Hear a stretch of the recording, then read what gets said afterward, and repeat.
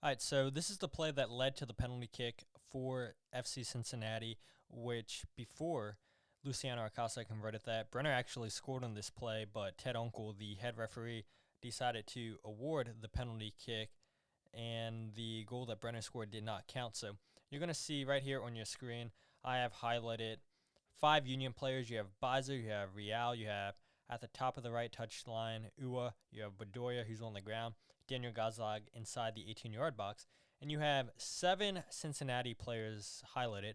And all night long, it seemed like anytime the Union tried to attack, Cincinnati always had men behind the ball. They always had the guys ready to stop any attack the Union threw their way. As soon as the Union player would touch the ball, they would press right onto them, and Ali Bedoya mishits his pass to Daniel Gazdag. You're going to see coming into your screen right here a 6 Union player, Leon Flock, and then another pause is coming up, Jose Martinez. So you have 7 Union players push into the defensive half of the field of Cincinnati, which Nick Hagelin plays this ball out wide to Luciano Acosta. And this is actually well defended from the Union. You have 3v3 defending. You have Nate Harriel on Acosta. You have Jack Elliott on Brandon Vasquez and Jacob Glesnes on Brenner. And Nate Harriel is going to fall over, stumble a little bit right here. He does a good job to actually recover and force Acosta inside.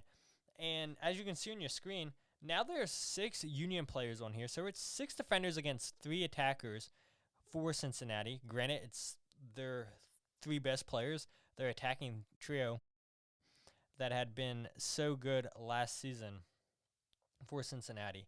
And so right here, you're going to see a 1-2 between Luciano Acosta and Brandon Vasquez.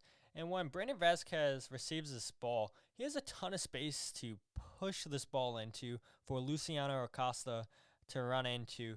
Nate Harriel and Matt Real don't track the run, and Brandon Vasquez is just going to slot this ball into the space. Leon Flock's a little bit unlucky because he gets a little piece of the ball, but still, it's not enough, and Acosta is able to run onto the ball. As you can see right here on your screen as well, you have Bizo marking Barrial, you have Jacob Glesnes on Brenner, and Jack Elliott on Brandon Vasquez. It's actually really well defended from the Union. Andre Blake's going to give away this penalty. And right here, Jose Martinez, you saw just move on your screen. He should have been running into this space because you have Barrial and Brenner wide open because the Union are going to put 3 players inside the goal since Andre Blake's out of position. And Jacob Glesnes actually blocks this shot. And because Jose Martinez doesn't react to Brenner, he's able to get that shot away. And again, Jose Martinez, a ton of space he should have ran into. The play wasn't over. He should have reacted. And we've seen this a couple times with Jose, where he's late to react sometimes. He's walking and everything when there's people wide open, or he's late walking back into his position. And it costs the Union on this play, which I guess it technically doesn't because Ted Unkel awards the penalty kick.